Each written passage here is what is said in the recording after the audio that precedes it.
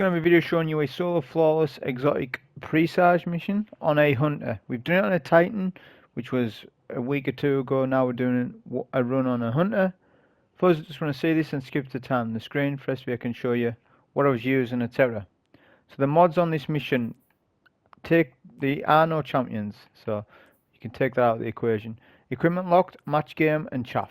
That's all the mods. Pretty simple, but all elemental shields are in it. We're on a hunter, as I said, Nightstalker top tree, we have the Trapper with Vortex Grenade and Marksman Dodge. We paired that with the exotic helmet, Wormhusk crown, which gives us health when we dodge. We've also paired that with 100% mobility, so we get our dodge every 11 seconds, so we can go invis every 11 seconds and get our health back. That's why I've got that on. In terms of armor mods, in general, on our helmet we have as follows: GL ammo finder, sword ammo finder to match our weapons, with elemental armaments, which, just to briefly tell you what that does, weapon takedowns with a damage type that match your subclass element have a escalating chance to spawn in a elemental well. So we've got that on, and we've paired that with Font of Wisdom, which states picking up a well that matches your subclass energy grants you a temporary significant increase in your intellect, improving the recharge rate of your super. So it just basically improves your intellect to like 100 stat, something like that, but it's very noticeable and it's well worth having on. So we've got that on as well.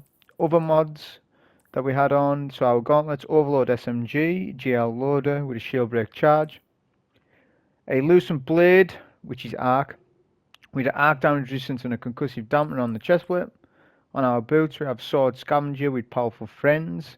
Powerful Friends just so that we can easily get mobility and invest some recovery as well into the setup. And lastly, the passive guard, so that when we have our sword equipped we get that damage resistance, and Font of Wisdom, as I mentioned earlier. Weapon wise, we've got a kinetic SMG, Cold Front, any kinetic SMG that you like. So if you have this rendition one, you want to use that. Whatever SMG is good to you. Okay, I'm just using this one because it's my favourite one to use. And then we're using a Blinding Grenade Truthteller energy weapon, that's Vide. And then the exotic sword, the Lament, which is solar. So we've got Vide, solar. We haven't catered for arc shields, but swords, all swords, not just Lament, can bypass all shields. So it's not as important when you're using a sword to match shields. That's the setup. So like with the Titan solo run, we'll do the same thing as that for commentary wise. For those that know you didn't want to watch that one, I was waiting for the hunter run, because a lot of people have asked me to do the hunter run, right, which is why I'm doing it. I haven't had a lot of requests for a Warlock run, but I will finish off with a Warlock run sometime this season. I'm just pacing it out because there's not loads going on PvE wise, which is understandable because we've had loads over the last, since Season of the Chosen came out, every week there's been something. So that's understandable that it's slowing down a little bit. So I'm pacing out these vids. So I mean, I could do the Warlock run right now, but as I said, we've done the Titan run a week ago, so this is going to be the hunter run. So when you're practicing this, because it's a 25-minute time, as you can see the clock, there's two clocks which people are getting themselves confused. There's the clock ticking up and there's a clock ticking down. Forget about the one that's ticking up, it's the only one that's clicking down that you need to be looking at. Okay? Because that time will keep going up forever. Because what it is, this mission's designed that if you do kill the boss, you can backtrack and find any secrets, because obviously there's a lot of secrets in this mission. So it's designed that you don't have to reload it up, you can just kill the boss and backtrack retrace all your steps and look for stuff. They want you to explore the ship. That's what it is. So don't get yourself confused. For purely on the completion side of things, the 25-minute time is the only thing you need to be looking at. So on this setup, you can save a lot of time with it being Nightstalkers and stuff. Lament saves a lot of time. With this section here, you can invis past. You can even blind them with Truthteller, which I'll do occasionally, like so. It just stops them from exploding. You don't have to do it like that, but just whatever you need to do to get past. If we were to get touched by those scrapes, though, arc damage resistance will kick in and help us survive it if we did, get tagged by one or two. But with the route, and this is the biggest thing with this mission, is the combat areas of the mission aren't too difficult, but if you're new to it, it will be. It'll feel a little bit daunting. But the biggest thing is that you want to practice the routing on the mission. Now you can do this by doing that on normal. Normal routing and master routing are the exact same. So whatever fuse you shoot is the same on master compared to normal. Whatever path you take, it's the same. Whereas things like 0 Hour, which was a mission that got sunset, the heroic and normal difficulties were different paths. So that was a big thing. With this mission though, you can practice normal, get good at it, which is I advise that you do it if you haven't even had a go at solo in it. You've maybe been in a team, that's fair enough, but you want to come in here solo and get all your routing down to a T, so you know exactly where you're going, what you're doing before you're going to go and do it. That's the biggest thing. We're coming to the trash compactor section. Down this chute you want to get some momentum, save any time you can, just to make sure that you have as much time as possible at the boss. Activate the switch, and then as soon as you activate the switch you want to be looking for any blue fuses. There's 3. Now I see one right away on my side, that's fine, we shoot it. The best thing that you can do with the scribs is jump over them. Don't try to fight them with weapons. Just jump over them. If you do that, it'll save you having to shoot, reload, all that stuff. Unless you've got Anarchy on, don't bother with it. The way I just done it there is going to be the easiest and fastest way, because then you can shoot all 3 fuses and get down the elevator.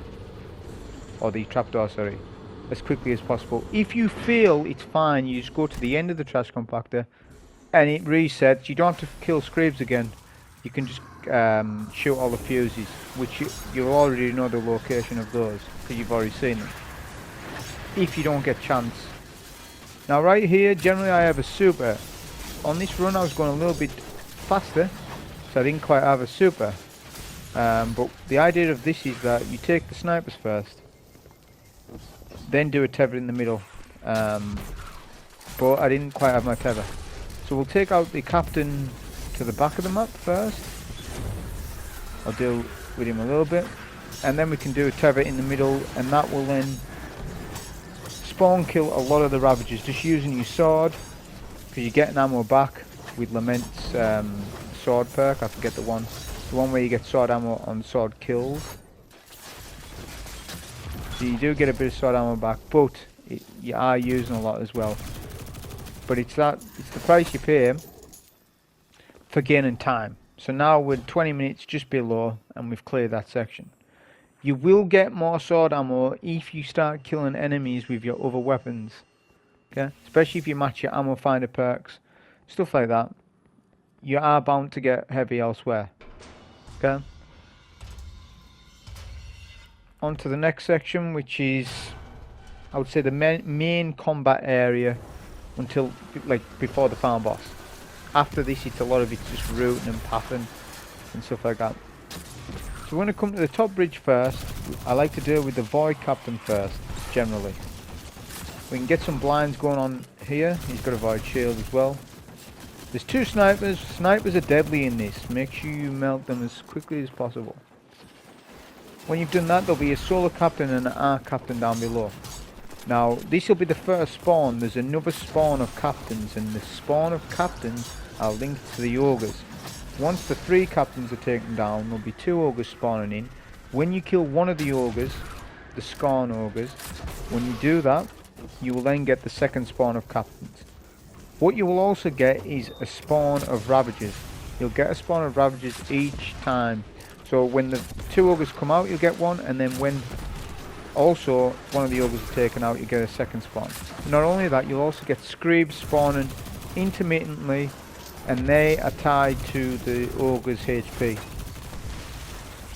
So the quicker you melt down the ogre, your first one at least, the less likely you are to get scribs, because the last thing you want is dealing damage to the ogre and a bunch of scribs explode on you. That's what you don't want.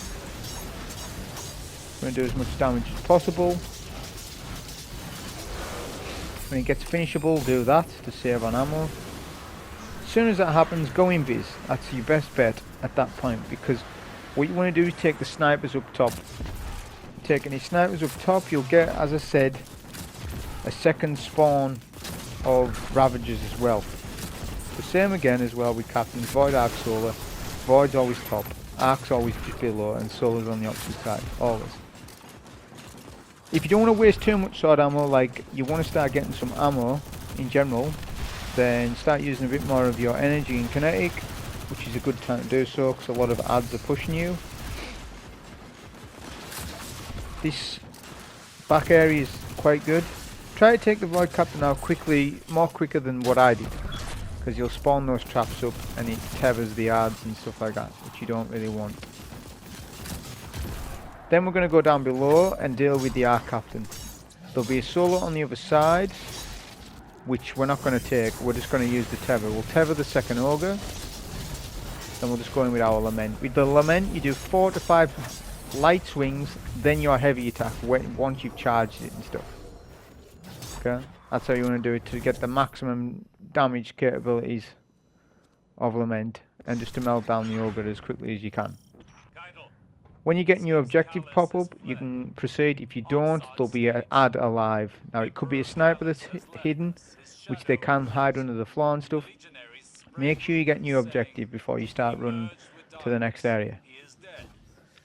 Now a lot of this is just pathing after this, getting the spores, getting the buffs when you need to, and that sort of stuff. There is some optimization, further optimization I could have done with this run, but I'm not frankly too bothered. This video is just to help people get their run done. I'm not going to be looking to sort of speedrun the mission and that sort of stuff.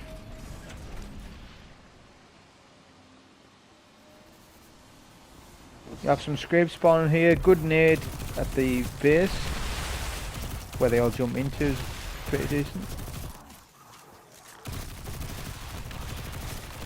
Take most of the scrapes from there. Get our switch. Now this is difficult with the SMG, but you just have to take the fuse from a distance like so. Reason being is that our grenade launcher can't take the fuse because it's a bouncy grenade launcher, right? Our sword certainly can't, so it has to be the SMG. Thing is though, the SMG is so good in this that you're best off just putting it on. A scout rifle wouldn't be any good really. Pulse rifle not so good. A kinetic sidearm would be good. Something that's really good for close quarter ad control. That's what it's for. With this room you're going to have a couple of scrapes. 4. Take those first. Take those first for sure. And once you've done that, you want to go in Viz and take the captains first. The reason why you take the captains first is because they do their tether traps and they'll tether the rest of the ads. Like there's already one up now, but that's fine. That means we can take the captain. We got a blind on him, didn't hit him, missing our shots, so it's fine. Couple more swings just to take out the lurkers, and then immediately for the switch. Be careful of the turret. There's a turret below, of course. For anyone who knows the pathing, just take him with the sword. It's just the quickest way of doing it. Let's shoot your fuse. Then we can go for our next spore.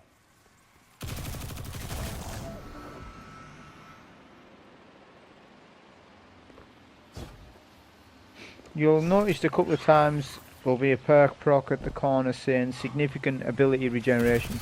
That's just the font of wisdom, which, as I said, it increases your intellect to something like 100%. So you never need to spec intellect. I never do anyways in PvE, because you've got masterwork orbs generation wise. Unless you're running, you know, like Phoenix Protocol build or something very specific, you never really want to be doing that. I always optimize for discipline and recovery. But Destiny is a game that you play, that everyone plays. There's play styles. There's not one play style. There's multiple play styles. So there's always something different to play. We'll do a tether here because why not? We're gonna have a raid banner available, so you can waste all your heavy, everything. Just use everything you've got. because as I said, you're going to get all your ammo and your super replenished right after this room, like shortly. Once all adds are defeated, get the next lever, shoot the fuse, which will open up the spore room at the back. Up until now, it's a pretty clean run. It's not perfect, but you know, it's not too bad. We're 12 minutes in. And then this part is where I could have optimized. Right now what I'm going to do is take out the 2 snipers. There's 3 snipers in total. You want to take out the 2 of them at least. Then you want to pop down to this ledge here, shoot the fuse, and then that opens up a door to your right. Just to my right now. Now you don't have to do that if you can do the spore, this spore that I'm going to now. You can get this spore and go right to the end without having to get 2 spores. Do we really need to do that in the grand scheme of things? No, you don't. Because if you screw up, you've lost time then. It's a tight window of getting it. So I would just say don't bother with it because you've got an OP build on as it is. As long as you're getting 10 minutes at the boss, then you don't need to optimize that. Okay? I'd rather, you're better off just doing it in 2. You're not going to save a grand scheme of time. I mean, you're talking 30 seconds, 20 to 30 seconds at the most of a time save there. As soon as the boss spawns in, you want to do as much damage as you can to make him immune. Once he's immune, you want to get a stun, pick a side. Because there's 3 captains, they're all solar. But you want to pick your sides, don't start in the middle of doing damage. Because then you're going to have Spawn hitting you from left and right, 2 captains, they're going to put up traps. It's going to be a bit of a nightmare. But on the sides, there's safety, there's cover. So I usually pick a side, then work to middle and then to the final captain. We're going to keep using our blinds here. We're not going to use much sword ammo on the captains because just in case you don't get the ammo drops. Because you need quite a bit of ammo and I haven't had a heavy brick drop yet. So just get the shield break with your Lament. So 1 swipe, then the rest of the damage can be your GL, your kinetic, whatever it might be. Now we'll get the second switch. I always get the burning switch, the burning room switch, last. Just so that all the ads on the outside are killed. So when we come out of the burning room, I'm not going to get caught off guard, something like that. We'll get the final switch. Now there's 3 drop zones. So there's this drop zone, there's one at the other end of the map, and there's one at the top of the map. There's 3 up and down areas. Okay, they're good to know. Just so you know where you need to sort of know those, because when this room, when you do a third of the boss's health, the room will be burning. We're just going to keep doing damage with our sword, and then once we're finished to a third HP, get your invis. That's going to give you your health regen, your survivability, and go back up top.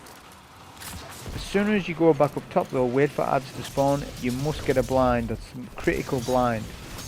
Okay? Or invis or whatever you're going to do. That's critical to take the first captain now because that leaves the side of the room. Then you're safe to take the remaining sides. Now on the second phase of ads, it's not the same as the first phase of ads. There's a couple of snipers up on the second phase, so they're deadly as I've said. So you want to take those first. Keep getting your blinds. There's these little cubby sort of areas at the back of the map as well, handy to use. Try not to use too much sword ammo. I've got 27, a brick on the floor, 39. We've got just about enough to do the fight. As I've used so far 20 sword ammo on the boss, around about. So I know around about 40 ammo-ish would do the run. Plus I didn't tether on that previous, on the first phase of damage. It's important to know I didn't tether. I didn't tether because we're going to use the tether for the second phase of the fight. that's a little bit more dangerous. The first phase isn't as dangerous as the second phase because there's more captains, there's more arc captains on the second phase. So we use the tether when it suits us on the more critical phases. Second phase, third phase. We'll end up having a tether for the last phase as well, which you'll see how I end up doing that. We've got the switches. The boss does some teleporting, just be careful of it. The biggest thing you can do is make sure you have your sword equipped. Right there I should have had my sword equipped, I wouldn't have gone in the red. But I was just scoping out the area to see what's going on. There's a good amount of Ravengers. So we use a nade just to try and take some of those Ravengers first. You don't need to rush this. You don't need to rush damage. Okay? That's the biggest thing. But we'll get a blind for the captains. And we're taking the captains 100%. Then there's no adds alive. We can do our tether for the second phase damage.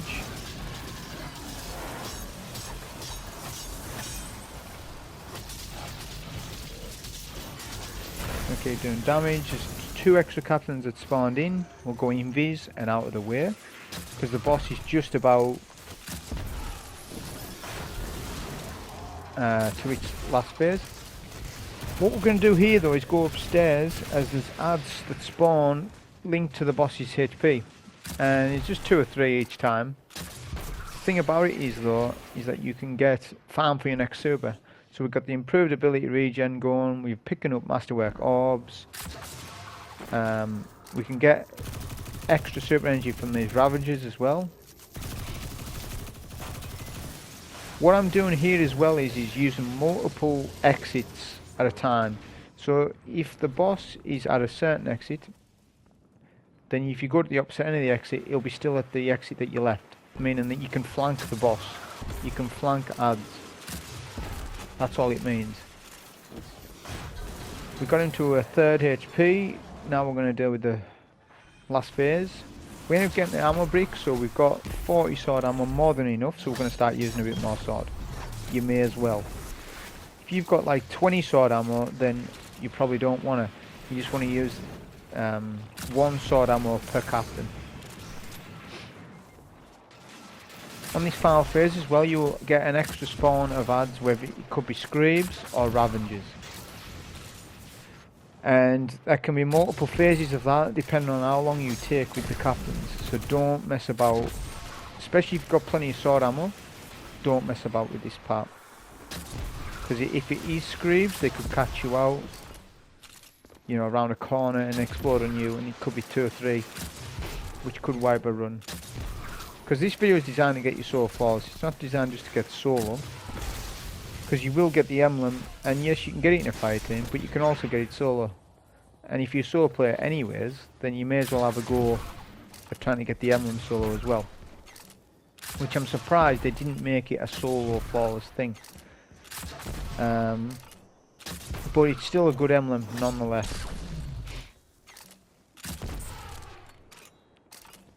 Get the final captain. You want to make sure you've got a tether for the final phase. Reason for that is because you want to one cycle the last HP of the boss. As you don't want to come back up top because there's going to be an extra 3 solo captains to deal with. So you don't really want that. That's why you want to optimize it. We've got 4 minutes left. So we've got a lot of time. So as you can see, even if I had screwed up in the run, not in terms of dying, because this is aimed at flawless, but if I'd screwed up with taken quite a long time at a certain area on the run, then it wouldn't have mattered. I've got at least a 3-minute leeway. So before we take the boss, we're going to take out the captains. Then once the boss gets on top of us, we'll do a tether. We were full on HP, so it's worth doing. We're going to get an invis dodge halfway through, and then just make sure you keep using Lament. Once the boss is dead, you want to keep your sword equipped and go to hide, as the adds don't despawn downstairs, so the arc captains are deadly. Okay, and they don't. That's why you want to have, make sure you've got like an invis.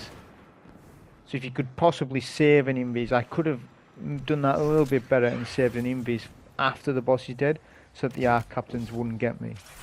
But that was a solo flawless run on the hunter. We're doing a Titan run. If you want to see that, I'll link that one down below. But this was the hunter. Hope you enjoyed. Thank you.